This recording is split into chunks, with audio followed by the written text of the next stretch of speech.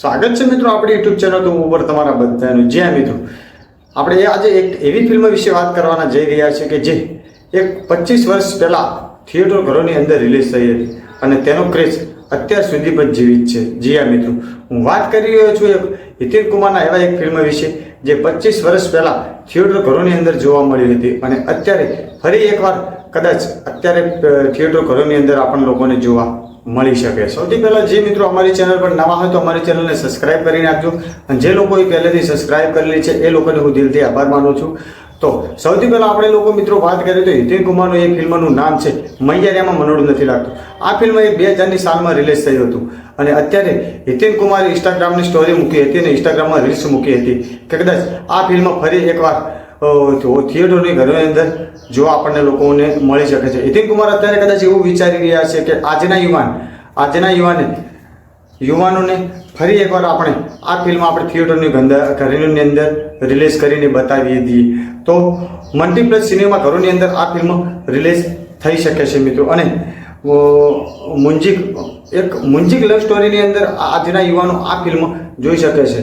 તો મિત્રો હિતેન કુમારનું આ ફિલ્મ કેટલા લોકોએ જોયું છે અને કેટલા લોકોએ નથી જોયું એ મને કોમેન્ટ કરીને જરૂર બતાવજો કે આજના યુવાનો આ ફિલ્મ કદાચ જોયું છે તો યુટ્યુબની અંદર મોબાઈલની અંદર જોઈ શક્યું છે પણ આ ફિલ્મ આજના યુવાનોએ કદાચ ઘણા બધા એવા યુવાનો છે આજના કોઈ એવો યુવાન નહીં હોય કે આ ફિલ્મ તેમને થિયેટરો ઘરોની અંદર જોયું હશે।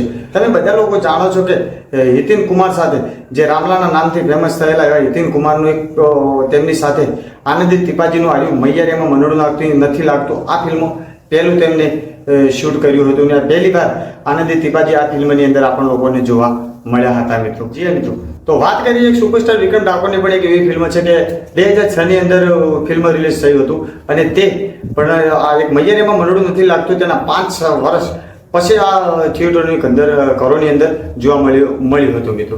તો મિત્રો આ ફિલ્મ સુપરસ્ટાર વિક્રમ ઠાકોરનું આ ફિલ્મનો પણ હજુ સુધી સુપરસ્ટાર વિક્રમ ઠાકોરનો એક વાર વ્યૂને મળ્યો છે। આ ફિલ્મનો હજુ સુધી ક્રેઝ છે। તો તમને શું લાગે છે કે આ ફિલ્મ પણ આ મૈયારિયામાં મનોડું નથી લાગતું એની જેમ કદાચ આ સુપરસ્ટાર વિક્રમ ઠાકોરનું આ ફિલ્મ પણ 25 થી 30 વર્ષ પછી સિનેમા ઘરોની અંદર કદાચ આપણા લોકોને જોવા મળી શકશે કે નહીં એ મિત્રો મને કોમેન્ટ કરીને જરૂર બતાવજો। હિતેન કુમારનો મૈયારિયામાં મનોડું નથી લાગતું તે તેમને મલ્ટીપ્લેક્સ સિનેમા ઘરોની અંદર રિલીઝ કરવાનું નક્કી કરી નાખ્યું છે પણ તેની તારીખ કોઈ હજુ સુધી નક્કી કરવામાં નથી આવી કે આ ફિલ્મ ક્યારે મલ્ટીપ્લેક્સ સિનેમા ઘરોની અંદર આપણા લોકોને જોવા મળશે। જી હા મિત્રો, તો હું તમને લોકોને કહી દઉં કે કદાચ તેને ફિલ્મની તારીખ રિલીઝ કરવાની તારીખ કદાચ આપણા લોકોને મળશે તો હું તમને લોકોને તેની અપડેટ સૌથી પહેલાં આપીશ। તો અમારી ચેનલ પર નવા હોય તો અમારી ચેનલને સબસ્ક્રાઇબ કરી નાખજો જેથી કરીને આવનારા કોઈ પણ વિડીયોની માહિતી તમને સૌથી પહેલાં મળે।